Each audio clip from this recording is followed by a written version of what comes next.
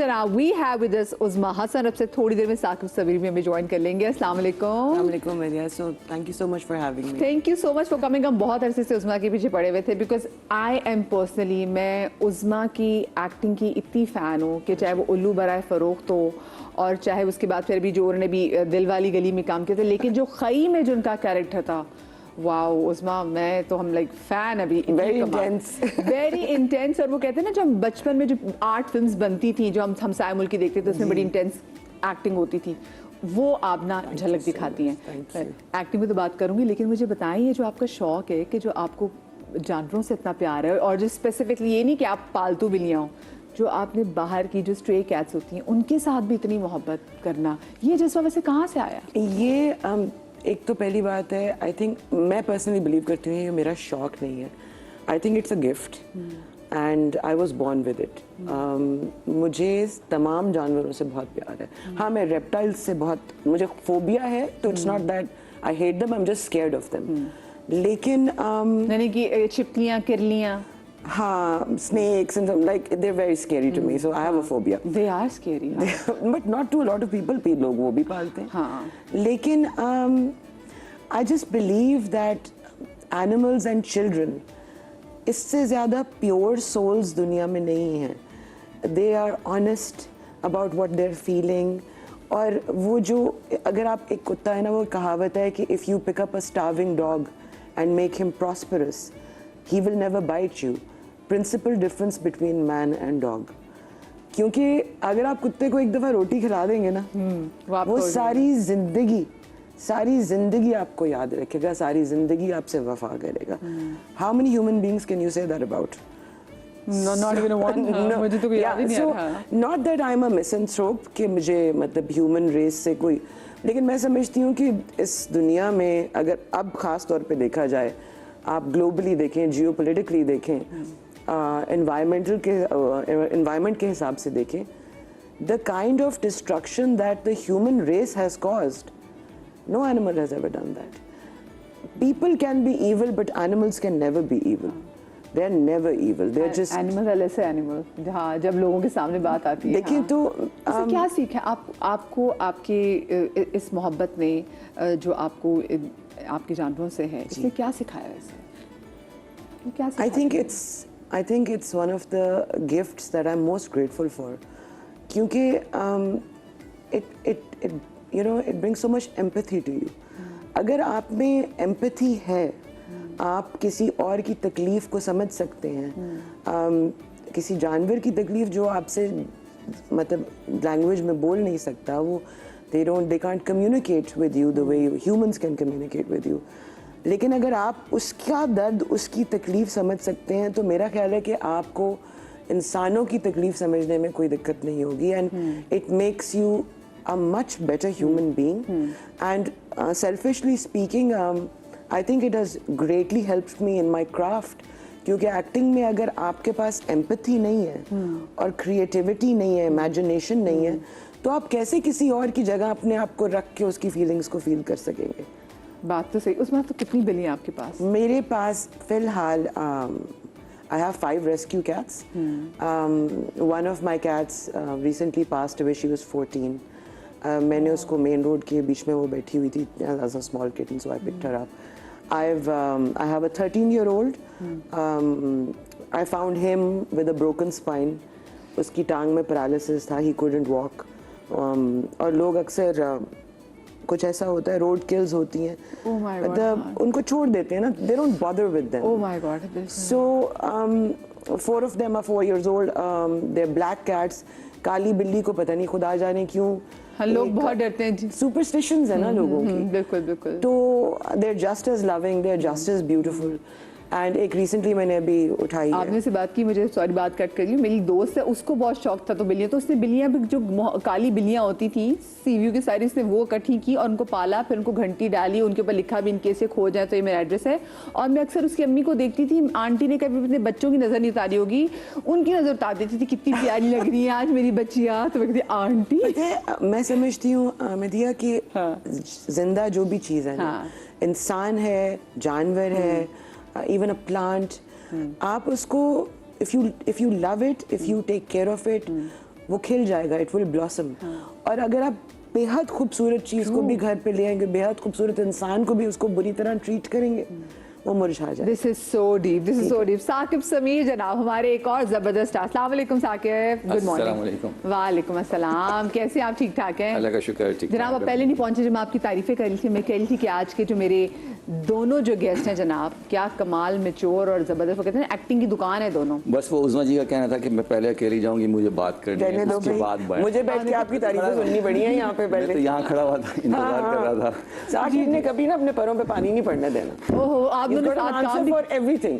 क्या बात है। वैसे आपको, आप भी पेट लवर हैं फिर साकिब? बिल्कुल, बहुत ज़्यादा। मैंने आजकल जो है वो बिल्ली रखी हुई है, कुकी है हमारे घर में, वो छोटी बेटी है, तो उसके लिए। वैसे मुझे डॉग रखने का बहुत शौक है, लेकिन मैं फ्लैट में रहता हूँ तो अभी तक रख नहीं पाया, लेकिन जब भी मौका मिला, क्योंकि उनके लिए जगह भी अच्छी होनी चाहिए ना जब आप रखें, तो इंशाल्लाह रखना है। लेकिन अभी हमने कैट रखी है। वैसे बिल्लियां मैंने सुना इंसानों से ज्यादा नखरे उठवाती हैं, सही है? ऐसे ही है, ऐसे ही है। वो They deserve it। वो एक अलग खवातीन होती हैं।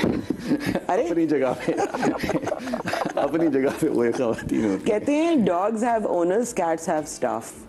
ओ, बात तो बिल्कुल ठीक है ना। एंड लाइक देखिए, एक ज़माने में हज़ारों साल पहले इजिप्शियन जो थे civilization, they were worshipped. There was a reason why they were, they're magnificent creatures. Even Leonardo da Vinci ने कहा था, the average feline is a masterpiece. So it is like, it's a fascinating animal. हाँ, वैसे ये तो है। वो हमने देखा भी इजिप्शियन कैट्स जो है वो कैसे, उनकी अभी भी मूर्तियां कितनी आप बड़ी उसकी बड़ी। अब आप देखिए, रैंप पे कैट वॉक कहते हैं, इस तरह फिनेस से जो चलता है। I mean it's a predator, it's got grace. और आज मैंने ये वो वाकई नोट किया कि वो जो कैट वॉक मुझे तो आप जानवरों का टॉपिक देते हैं, मैं तो सारी जिंदगी उसके ऊपर बात करती रहूंगी। और मेरा ख्याल है कि animals, to be an advocate for them is very important, शौक और मोहब्बत के अलावा। हाँ। क्योंकि जो सूरत हाल इस वक्त दुनिया में तो जो चलती है वो चलती है, हमारे मुल्क में है। आई थिंक दैट सबसे ज़्यादा हमें इस वक्त एम्पैथी की ज़रूरत है, और अगर एम्पैथी हो जाए तो हमारे आधे से ज़्यादा मसाइल हल हो जाएंगे। बात बिल्कुल सही है, एहसास इसका होना बड़ा ज़रूरी है। अच्छा मुझे बताएं, आप लोगों को वैसे कभी एहसास हो? जी जी। इसके लिए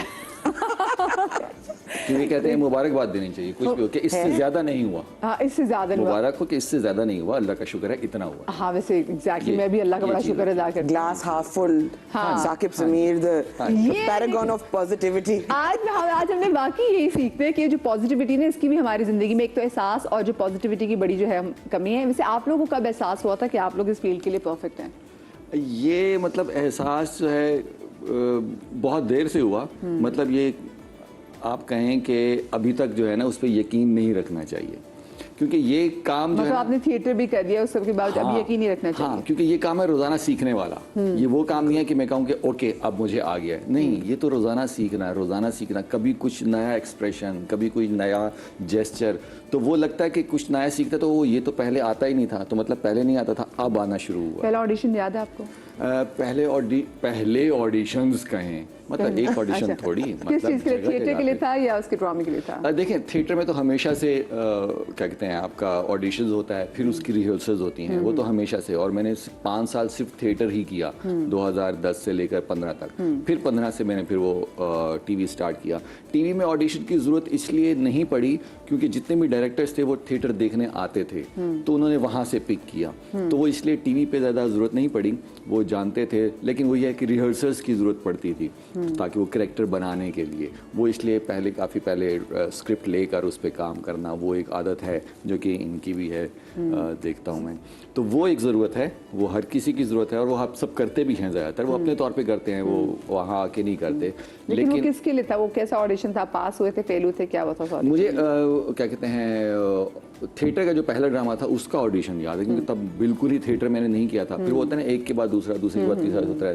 पहला जो था वो बॉम्बे ड्रीम्स, शाशर अबील, उनके लिए ऑडिशन था। It was a mega hit, I remember. हाँ जी, वो मेरा पहला प्ले। और उसमें ये था कि वो बस मैं इत्तेफाक से गया था, वो एक दोस्त वहाँ ऑडिशन देने जा रहा था, तो उसने कहा तुम भी चलो, तो मैं चला गया। तो उन्होंने कहा फिर आओ आके ऑडिशन दो, तो वो मैंने ऑडिशन दिया, कुछ लाइंस थी वो की, उनके अच्छा ठीक है आप डांस का ऑडिशन। तो मैंने कहा डांस तो मुझे नहीं आता, वो मैं आप तैयार करके नहीं करना है, और उनके करना भी है, और वो चोली के पीछे है कि उस पर करना है।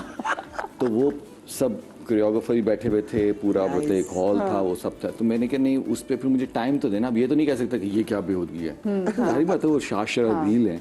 तो मैं अच्छा मुझे कल दे दे, मैं कल उस पर कुछ उनका नहीं अभी अभी करना है। मैं क्या अच्छा चलाएं, फिर मुझे एक दो चलाएं ताकि मैं सुन लूँ। तो उन्होंने चलाया 1 मिनट, उनके जी अब इस पे करें। फिर मैंने आंखें बंद की और फिर डांस शुरू किया और फिर मैं तब रुका जब तालियां बजना शुरू हो गई, क्योंकि उसको डांस तो नहीं कहते, उसको जो भी कहते हैं वो मैंने किया और मैं सिलेक्ट हो गया। यानी कि कोई इतनी कमाल ही परफॉर्मेंस दे दी। खुल के ऐसा। हाँ, परफॉर्मेंस थी लेकिन डांस नहीं था वो। तो उसके बाद से फिर वो शरा शर्बील के साथ भी एक रिलेशन बन गया और बहुत अच्छा। फिर मैंने सबसे ज़्यादा उनके साथ काम किया थिएटर्स में। तो फिर वही था कि एक के बाद दूसरा, दूसरे के बाद तीसरा, वो सिलसिला चलता गया। तो फिर टेलीविजन पे वो आना फिर इतना मुश्किल नहीं रहा। हाँ, वो बस वो एक डांस इतना मुबारक साबित हुआ आपके लिए। बस मैं अल्लाह का शुक्र। अल्लाह का शुक्र। आपको उसमें आपका पहला ऑडिशन याद है? एक्चुअली वो ऑडिशन तो था नहीं, स्क्रीन टेस्ट था। और कुछ सिमिलर स्टोरी है, क्योंकि मैं my friend sister was acting और हम विद माय फ्रेंड हम उसको पिक करने जा रहे थे। And this is Lahore and WZ studio. वहाँ पे ज़्यादातर लाहौर में उस ज़माने में सिटकॉम्स वगैरह हुआ करते थे। तो इंस्पेक्टर खोजी नाम का एक सिटकॉम चलता था PTV पे with Ahmed Ali Butt and Vasay Chaudhry had written it. तो वहाँ हम पिक करने गए तो my friend introduced me कि भी ये भी उसमें, because she said that they're looking for girls from good family backgrounds to come into this profession। मैंने कहा ठीक है। मैंने कहा मैंने कौन सा करना है, तो doesn't matter, शौक भी कोई नहीं था, बिल्कुल भी नहीं। तो एक स्क्रीन टेस्ट उन्होंने कहा, अहमद ने मेरा स्क्रीन टेस्ट किया कि मैं कुछ 1-2 सवाल पूछूंगा। वो मैंने जवाब दे दिए, मैं चली गई घर। मैंने कहा चलो जी जान छूटी। नेक्स्ट डे हुआ ये कि वो गेस्ट अपीयरेंस करने अक्सर आर्टिस्ट को बुलाया जाता है। तो जिन्होंने गेस्ट अपीयरेंस के लिए आना था उन्होंने अपना फ़ोन ऑफ कर दिया। और आपको पता है रिकॉर्डिंग्स उसी वक्त होती हैं और वो ना हुए तो everything is then production and budget and everything. So they were panicking. So they thought कि यार उसको क्यों ना बुलाएं जिससे कल हम मिले। तो मैं लाला लाला करके घर बैठी हुई हूँ, मुझे फ़ोन आता है कि आप आ सकती हैं। तो जैसे मैं बहुत सारी अक्सर चीज़ें ज़िंदगी में करती हूँ कि बिना सोचे मैंने कह दिया ओके। अब वो ओके कहने के बाद जब वो रास्ता था वहाँ जाने तक का, वहाँ पे मेरे हाथ पैर कांपे कि ओके से अब मैं निकलूँ कैसे, क्योंकि मुझे तो कोई तजर्बा नहीं है ना स्कूल में ना कब। I've never done, I've never faced a camera, I've never been on stage। तो मैंने कहा मैं तो नहीं कर सकती, मैं तो नहीं कर सकती। उन्होंने कहा देखिए आप बेशक सारी जिंदगी ना कीजिएगा, अभी हम फंसे हुए हैं, अभी प्लीज कर लें। 2 सीन थे। So I read the script and I did the first scene. There was no retake and everybody clapped. I was like अच्छा। फिर दूसरे सीन में अगर मुझे वो अक्सर होता है ना कि बिठा के लाइन बोलनी होती है, तो समीना अहमद सन जैन वाज माय फर्स्ट डायरेक्टर। तो उन्होंने कहा कि मूवमेंट में पूरा सीन करना है। यहाँ पे बैठे हुए हैं, उठ के आपने बोलते बोलते बोलते बोलते बोलते वापस ये this is for somebody who is acting for the first time. And I did it. And then बस एक छोटी सी इंडस्ट्री है उसमें सब कि this girl is very good. और मैंने कहा अच्छा यही करना था बस। अच्छा मैं तो बाद कुछ दिनों के बाद एक फ़ोन आया आके अपना चेक ले लें। मैंने कहा पैसे भी मिलते हैं। चलो फिर ठीक है, लेट्स जस्ट डू दिस। जबरदस्त। यस, सो आई जस्ट हसीन हादसे की तरह जो है ना ये आप जी हो गया सब। फॉर अ चेंज द हादसा वाज हसीन and I just this is not something I planned, I stumbled upon। and I think कि ज़िंदगी में अक्सर वही चीज़ें होती हैं जो बहुत कम आपके प्लान के मुताबिक होती हैं। अच्छा, प्लान कोई और ग्रेटर प्लान चल रहा होता है जिसके अंदर आप बस आके फिक्स हो जाते हैं। उस्मा एक बात तो बताएं, मतलब वो अगर आपने सीन भी किया जिसमें कोई रीटेक भी नहीं चाहिए था, तो इसका मतलब है आपके अंदर कोई एक्टर तो छुपा हुआ था कि कॉलेज स्कूल में कहीं ना कहीं वो एक्टर तो निकलता होगा। नहीं, जिंदगी में कभी आपने जिस स्कूल में बच्चे टैबलोज माइंड करते हैं अंदर पैदाइशी जरासीम फिर होंगे जरूर कहीं ना कहीं कि हम कुछ काम करना चाहते हैं नहीं कर पाते और दिल चाहता है। जैसे अब अगर इस पे इचिंग होती होगी तो आप कैसे करती हैं? मैं उस वक्त सोच रहा था कि अगर इस पे खुजली है इस पाँव पे तो कैसे बोला है, मुझे भी होनी शुरू हो गई है साइकोलॉजिकली। मुझे एकदम से हो रहा था कि उस पाँव पे तो कर, इस पे कैसे करती होंगी जब होती होगी? इसमें अगर क्योंकि ना वैसे कभी भी नहीं हुई, लेकिन जब से ये हैंगर बदला ना तो बीच में उससे कुछ करके नहीं अभी तक बस होता तो फिर मैं इसको टैप टैप टैप करती हुई वो समझ जाता है, टैप करने समझ आता है मुझे खुजली की है इन्होंने और मैं अब आराम से बैठ जाऊँ। नहीं वो होती रहती है, लेकिन क्योंकि अब आपने कह दिया तो दिमाग में चीजें ऐसी चली गई। मुझे वो और नहीं ये थी मुझे। यार मतलब आपकी स्किन इतनी AI है कि आप टैप करते हो उसके बाद ओके ये खुजली की है, 3 टैप किया है तो इन्होंने खुजली की है, 2 टैप किया है तो अभी मुझे नीचे लेकिन रखने वाली अभी है। क्योंकि मैं पंजाबी हूँ तो और आपने कहा है मेरा दिमाग छिड़ गया, तो मुझे खुजली नहीं, मुझे हो रही खुरक। हाँ ना। मैं भी पंजाबी हूँ, मैं भी आपके साथ, मुझे भी हो रही है खुरक के लिए साइकोलॉजी। मुझे एक छोटी सी ब्रेक लेनी पड़ेगी, ब्रेक के बाद हाजिर होते हैं, कहीं मत जाइएगा।